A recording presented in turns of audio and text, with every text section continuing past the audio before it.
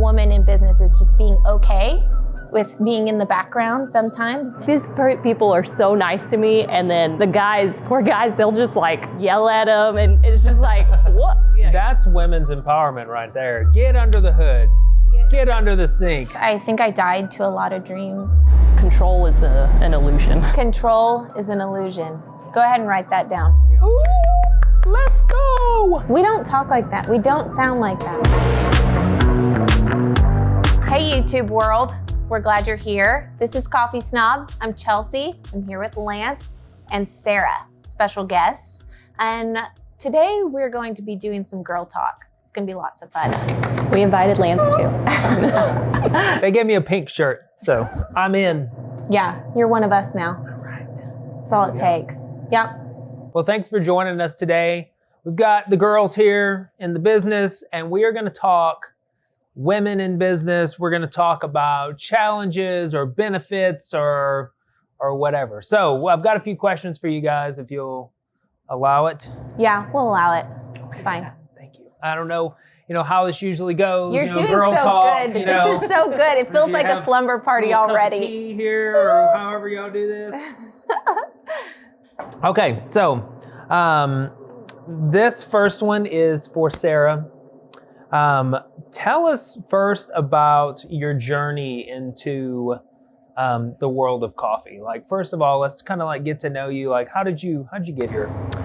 So first, I guess, interaction with coffee, we were at church, and our church bought an espresso machine, and it was supposed to be like a fundraiser for the youth group. And so I don't even know where they got the videos. I think they were old Starbucks training videos.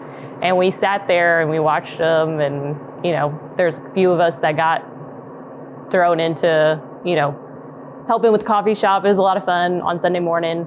And then, I don't know, maybe 2 years after that, I guess you were working at Starbucks, and I had the job I was at, they were closing. And so you had mentioned to your boss, like, hey, I know somebody, she's already kind of involved with coffee. And then I came over and I worked at Starbucks through college, and then took maybe 4 years after college, and then heard you were opening this shop, and I was like, I want to come back, coffee. So, and then the coffee was calling you. Yeah, it was. It was. So yeah, and then so it's like 15 years something with coffee. Golly, 10, 15. I guess that's right. So 15 years seasoned expert barista Sarah Ground. Give it up. Yeah. Okay, so next question. Chelsea. Okay. Tell us what your experience has been being a woman, a mom, a wife in business. It's been good. It's been fun. I think that sometimes we can get kind of stuck on what would you call it? Like stereotypes of like, maybe because I'm a girl, I kind of need to go into more of this industry. But I'm kind of don't fit that personality type. I'm not like, I don't want to work at a daycare. I mean, I do work at a daycare, I guess. I have 5 kids. I'm feminine and womanly and very domestic. Actually, I cook, and she's a really good cook. Cooks quite nicely, actually. Yeah, I'm not a great housekeeper, but I have other strengths, and I'm okay with that. I've accepted that. But really, like, the business aspect of what we do, I really like it. I'm kind of more geared that way. I have kind of an administrative bent. I don't mind conflict or confrontation, but I think I'm nice. I'm mostly nice. I'm nice. She can have teeth every once in a while. Probably a little more than I can, actually. When I really need something done, I'm like, Chelsea, could you go have a conversation with them, please? Stop it. So I like that. I like the money side. I like printing out a P&L and saying like, oh, where can we adjust? What can we do? I like all of those things, I've just had to, just as a mom and a wife, I've really had to balance, I think, putting the first things first, which is like my husband and my kids and my home. And so in that, I think I've had to step out of more of the day-to-day responsibilities and just know that I'm helping the store by the things I do that nobody sees. You know, like when I'm in QuickBooks or when I'm making sure that our household is run, or I'm taking a kid to a sporting event because you have to cover a shift, you know. So I just think that I just kind of help where I can. And so it's been good. I still feel like I'm a big part of our business, and maybe that's just arrogance. No, I think you're but a I huge just part. am like, I'm still a big part. I mean, even if customers don't see me in here every day, yeah. So I think too, like you're maybe just, if you're not, you know, running hot bar or whatever, like you've stopped by Blackjack's just to like check on me, you know, and you do that with everybody. You're just like, you're making sure things are running well and in like I guess a relational way, you know, you're always checking on the people here, you know. Yeah. I want to do that, and I try to do that. They all know you. All our employees know you, and you know. Yeah. So that's good. I just remember, you know, when we first got married, you were in the workplace, you were in college, and then right when we got married, she was 19, I was 20, and then you got pregnant. In February. So we got married in December. You got pregnant in February, and then it was kind of like you just said to yourself, I don't want to send my kids to daycare if I don't have to. I want to be here with them. Yeah. You know? And so I think that's something that you've probably got to accomplish, right, over the years, and then still be in business. Yeah, I feel like in the early years, I think I died to a lot of dreams that I had, that I knew like I was capable of. Like I didn't finish college, and I wanted to do something cool and great, and like, and I kind of feel like I was just hidden away doing dishes and diapers and that life. And it was like, you know, when I really finally just surrendered to that and said, I'm going to be here for this and I'm going to pour in, I think it kind of allowed you to branch out and do the things you needed to do. But at the same time, because we had a shared goal of like me raising our kids, then you sacrificed a lot so that I could stay home, right? And we were we were so poor, and like we had like one phone, and like he had a cell phone and I didn't have a phone because we couldn't afford all of it, and electricity and rent and all that stuff. And so you know, the thought of going to one income was pretty daunting, but you stepped up too. So I feel like we've both like helped each other to like realize our dreams. And like, I think sometimes women want it all, you know, they want to run a business and have a career and have like a healthy, thriving family and like have a great marriage and like have a fun social life. And it's like some of the like different seasons of life, those things are more or less, but you can't have all of them 100% all the time. And so kind of being wise and knowing that season is something that I think women uniquely, they have to do more than men in business, to say like, oh, this is kind of the season for me, you know, even if you're not married or you don't have kids, like this is the season for me to pour into my community and my church life in a different way.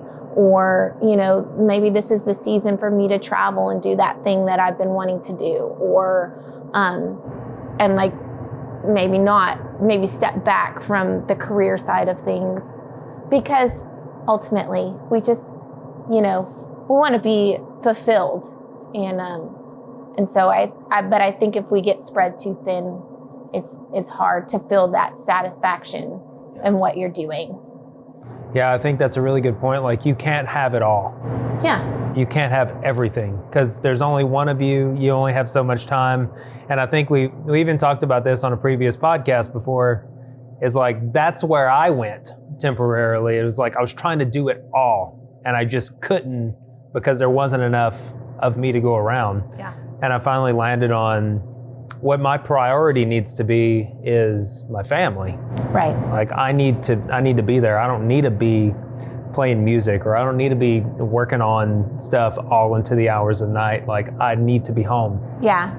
So maybe it's easy. I mean, maybe I feel like, oh, we have to make that decision as women a lot more, but maybe it's easier to make it because, like, when you have a baby on your boob, you're like limited, right? You're just like, you have to. Yeah, you have to. You just have to be like, I can't go there because I'm got a sick kid or I've got whatever it is. So yeah, I think that's kind of been my experience as a woman in business, is just being okay with being in the background sometimes and like letting, when the timing's right or when it's good, like, you know, there's times for reward and times for credit and times for whatever it is, but it's just to be satisfied in what I'm doing and narrowing it so that I'm not a ball of nerves. Well, I think too, like, narrowing it in such a way where you can step back and look at the bigger picture of your life and say, what do I really want to pour into and make meaningful in my life? And then, like, what are the things in my life that I'm going to use in order to get me there? And I think so for us, it's like, you know, we have to pour into our family. We have to pour into our church. We have to pour into, like, the people around us. We pour into Sarah. And then, like, what's some ways that we can get there with the other time? And so a lot of the work, a lot of the things that I guess the rest of the world can look at and say, oh my gosh, you're so accomplished, is just things that we're using in order to make the bigger meaningful things happen. Like, I could get a lot of meaning and purpose out of being an owner of a coffee shop. But at the end of the day, like, what's it all for? Because all this could be stripped away from me in a day. You know, all this could burn down and then I wouldn't have a coffee shop anymore. I would just have an insurance settlement and that's it, you know? And it's like, hopefully that would cover the cost of another one, but it probably wouldn't, you know? And so it's just kind of like, what's it all for, you know? And can I lose it? And I don't know. It's just like, at the end of the day, I have to say, I have two things that are really meaningful to me. And the first one is, you know, I've got Jesus in my life, and that's what I have. Nobody can ever take that away from me. And that's like the one thing that's my reward. And then the second thing, the biggest thing, is like family and people that I love. And it's just like, you know, I just got to have that, you know? So yeah, that's good. Thanks. Trim it down and know your priorities. I think that's awesome. Okay, Sarah, this one's for you. Okay. What kind of benefits or challenges or anything in between have you experienced in managing a coffee shop as a woman? Like, you're the top dog there.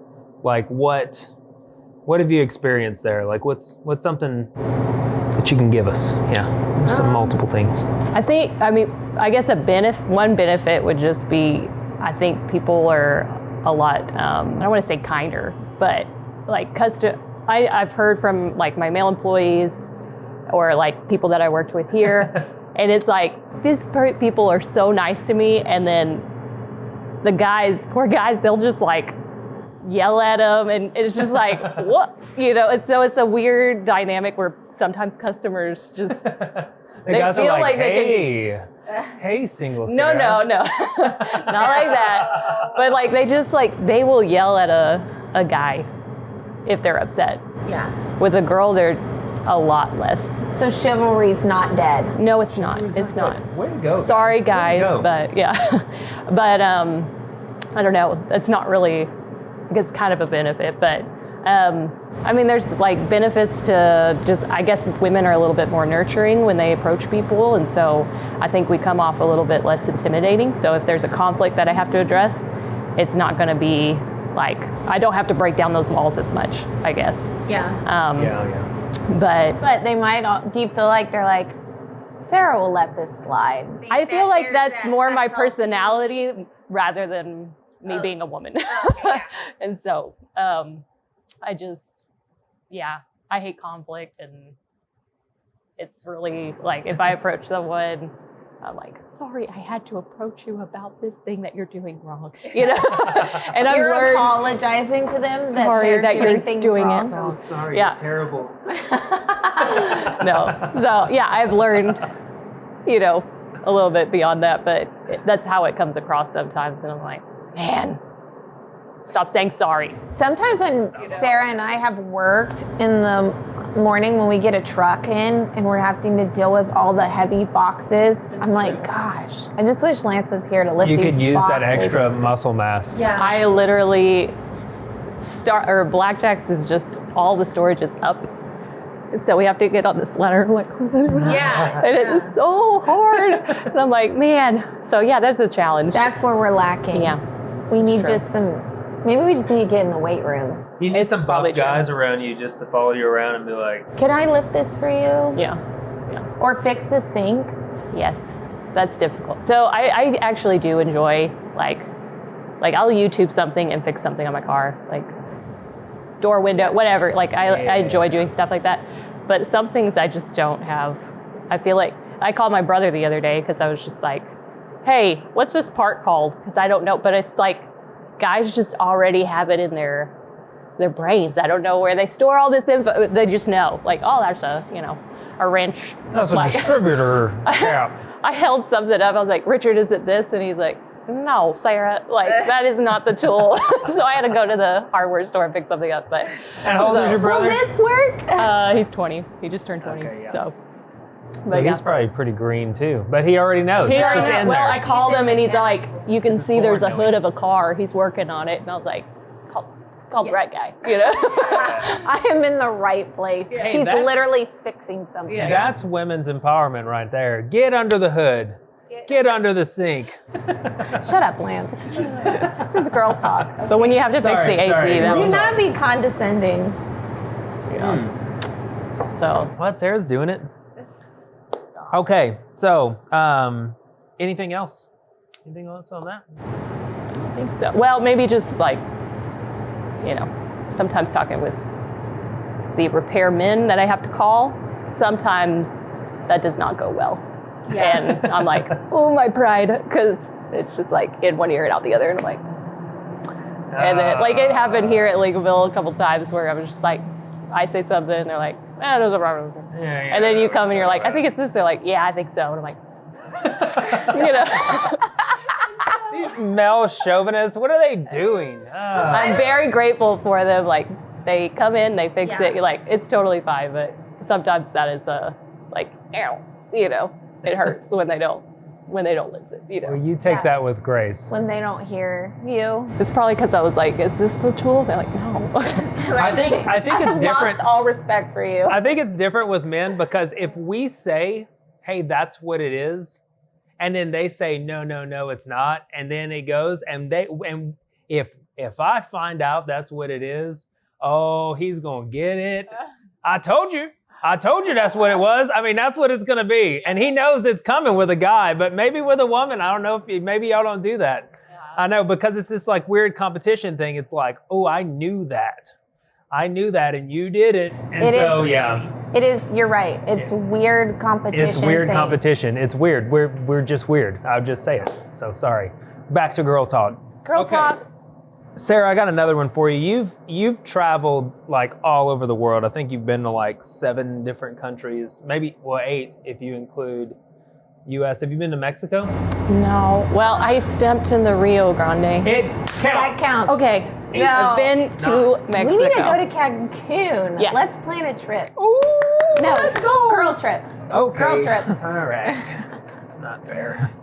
Okay, so tell us some places that you've been. Tell us why you went, and what was your favorite thing about that place? Like, why was it awesome? What'd you love about it? Or what was terrible about it too? Maybe that too. Drama. So first place I went was Costa Rica for study abroad because I couldn't pass my Spanish classes. So then you had to get immersed in. I did, yeah. And so that was a lot of fun. I did have very bad culture shock that first week because the house parents that I was with did not speak any English. And I was just like, whoa, like, someone come rescue me. Like, I don't know. Like, I couldn't call anybody. Like, you're just stuck, like, good luck, But they were awesome people. Like, got to know them, all this stuff. And then I passed my Spanish classes while I was there. Hey. So That's awesome. yeah. And I think I really enjoyed that trip because I started doing like international studies in college, and it really kind of kickstarted my love of culture and learning languages and things like that. And so that was really good. Costa Rica. Yeah, highly recommend. It's good. And then what's the next place you went? South Africa. That one was a lot of fun. We got to do like a safari, which was really cool. Like bucket list stuff, Yeah. Like, I went on a safari. What'd you see on the safari? All of them? Did you see a lion? I did. They were just like walking in front of the truck. It was really cool. Rhinos, we tried to find a jaguar, but not a jaguar. A jaguar? A cheetah? I can't remember. I think it was a leopard. I can't remember. Anyways, one of them lives in the jungle, and then one of them lives. Was it a cat? Yeah. And I don't know which one it is, but it's one of them. Yeah. They look the same. Yeah. If you ever get a chance to do that, it's a lot of fun. But that was kind of a fun trip. We had friends over there, and we just went to see them and hang out and just be a part of what they were doing over there. And then, and really just all of the trips that I've taken, people have just invited me, So it's just been I guess I just feel really fortunate because it's not like I'm really looking for these things. They're just like, hey, you want to go? And I'm like, okay. Yeah, I'll go. So one thing, so we go to church with Sarah, and one thing that our church is into is like sending people overseas. And so we know people overseas, and we know people here who have moved overseas and then back and forth. And so a lot of times we get those invites, but Sarah's in a unique position where she's like, yeah, I'll go. Yeah. So yeah, so that's just being, single, not having kids and everything like that. And what you had mentioned before is just like being fully there wherever that season is that you're in. Yeah. And so just being able to travel has been really cool. To like, hey, I can go, I don't have anything that these responsibilities that a lot of other people have. And so that's been really cool. Awesome. Okay, so Costa Rica, South Africa. Went to China. That was a lot of fun. China. Yeah. Thailand. I count Korea because I got off the plane and we took a tour. I might have fallen asleep the whole time, but I was there and I have a stamp in my passport, so it counts. Prove it. Okay, so tell us about China. What happened in China? Because you stayed there a while. Yeah, so we were there for probably about a little over a semester. So we went to a school there, learned some Chinese. It was pretty fun. Can you say anything in Chinese? 我说一点点中文. What? My tones are terrible. Please don't. Anyone who speaks Don't Chinese. judge me, Chinese. We know you're watching. You're always watching. Anyways, but I remember some of it. But it's a lot of tones, and I'll remember the words, but not the tones. It's a far cry from Spanish.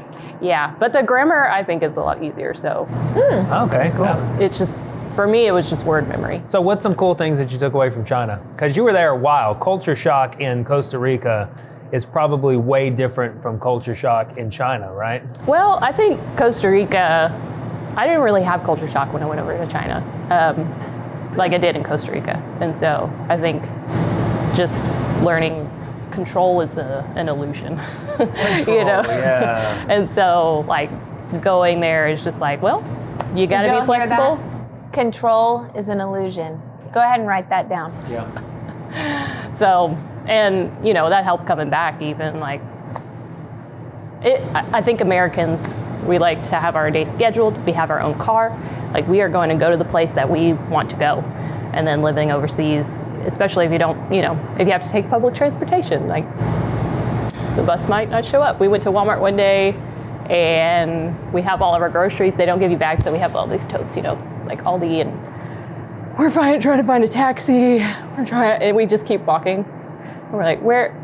Maybe the next block. And then we finally get to the dorms, and we're like, we never saw a single taxi, and found out they were on strike that day. So it's like, you just have to be on strike in China. Yeah, because of Uber. They're like, man, prices are ridiculous. So anyways, but you just have to be flexible. You were like, and come back, taxi drivers. Yeah, please.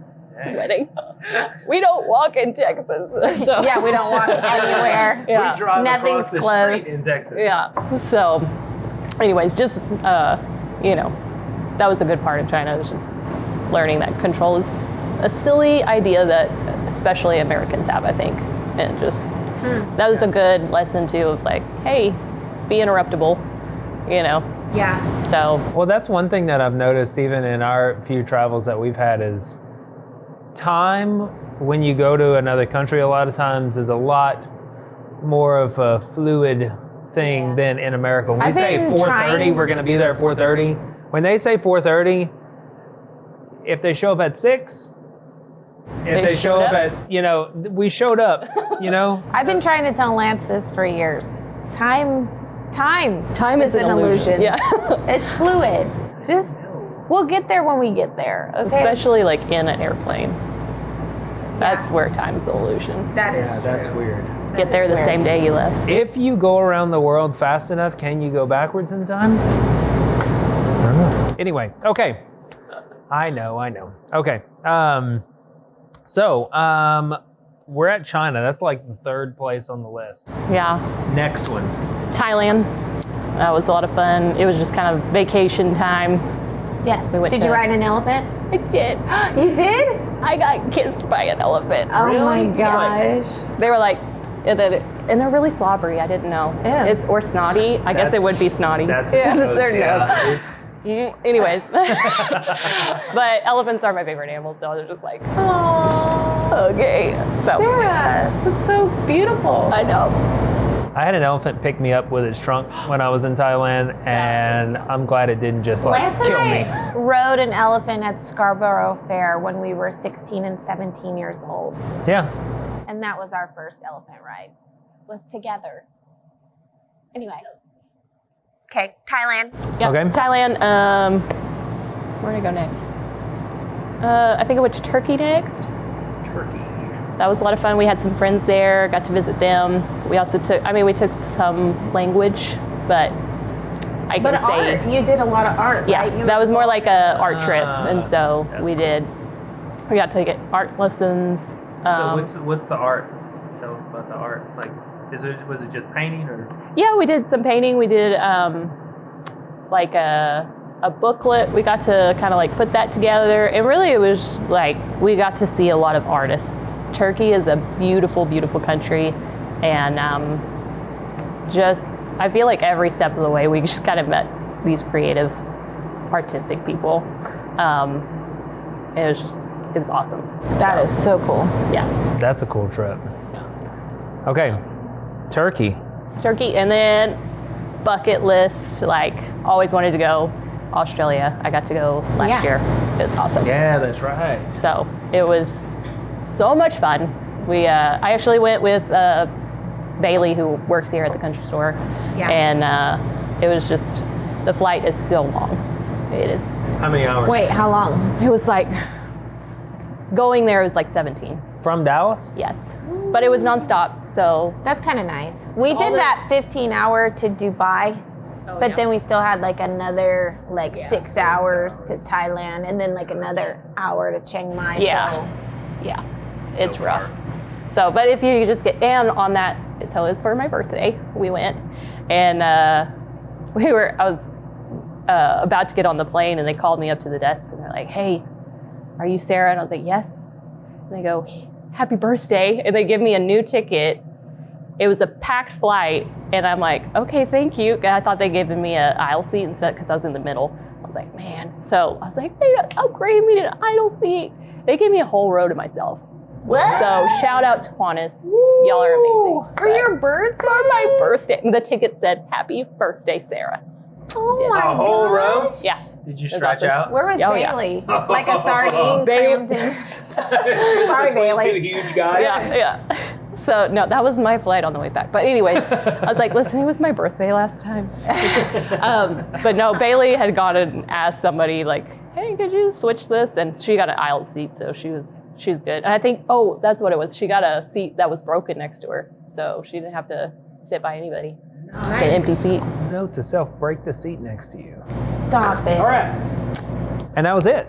Yep, that was it. I think Australia was probably the most Where are you going coffee next? influence. I want to go to Scotland or Ireland. Ooh, that's gonna be Really? sweet. Yeah. You want to come? Yeah. Okay. Girls trip? Yeah. Ooh, let's go. Girls trip.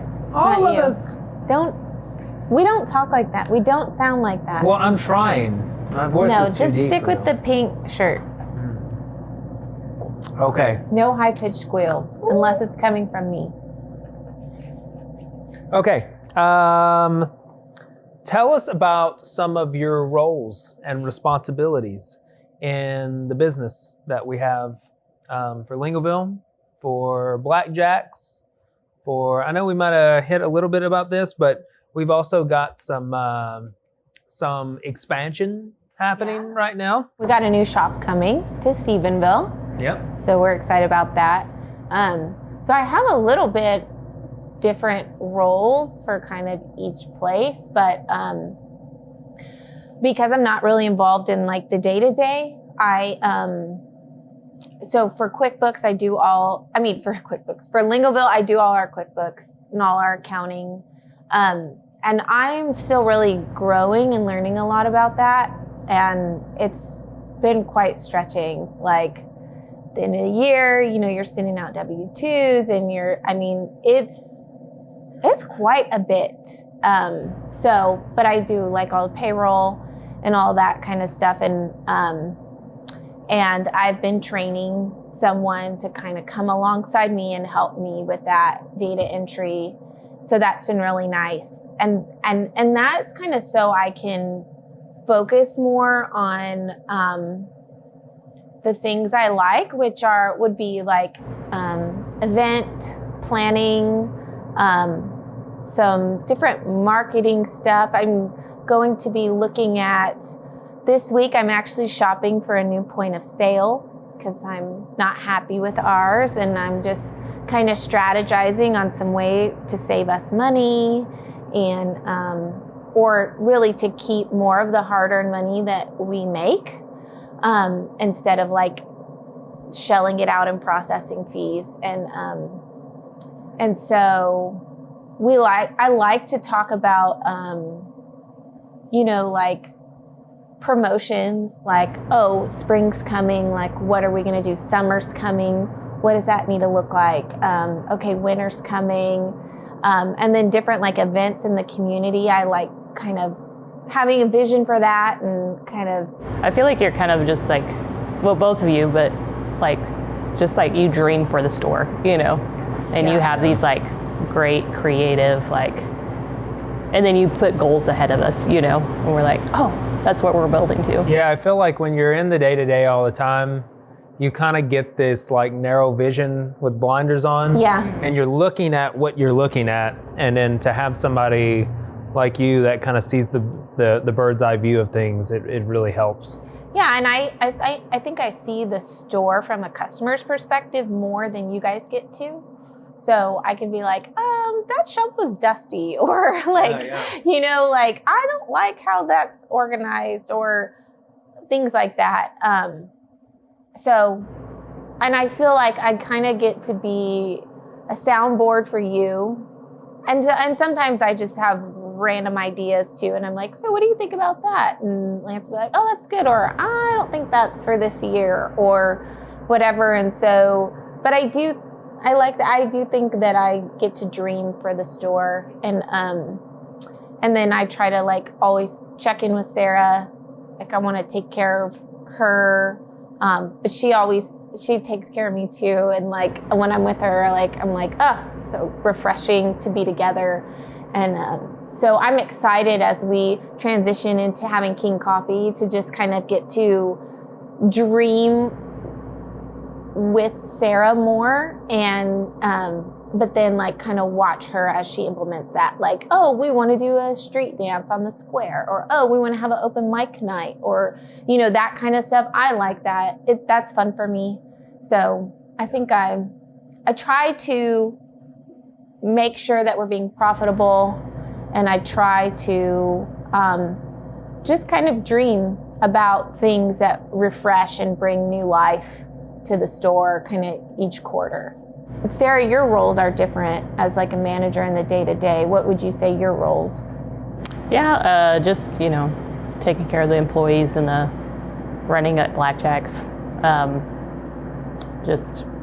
And I think that's why, like what Lance said, when you're in the day-to-day, like it's awesome to have a dreamer who's like, hey, because I guess it's like we just run into a rut and you're making it deeper and deeper and deeper, and it's like, hey, let's go over here. Like this ground is not old, but it's like there's new ground, and so it's really good to have that other person to be like, But I can dream all day long, but I would have a hard time like following through on that. Like, oh, for St. Patrick's Day in Dublin, we're gonna do A, B, and C, and like I would like to have this, and let's make this green, but I can dream it, but it's got to be Sarah does it. Like she puts flesh on it, and like it's like, hey, here it is.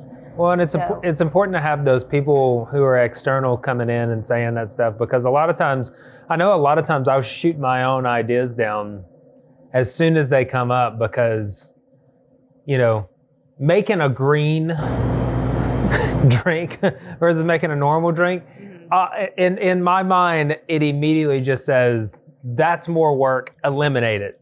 That's more work, eliminate it. Let's have an open mic night. That's more work, eliminate it. And it's like, a lot of times we need to have those things because they create excitement. They create just, something to give back to the community. And what would you say, something that I've struggled with is like, I'll come up with an idea and then it doesn't go well.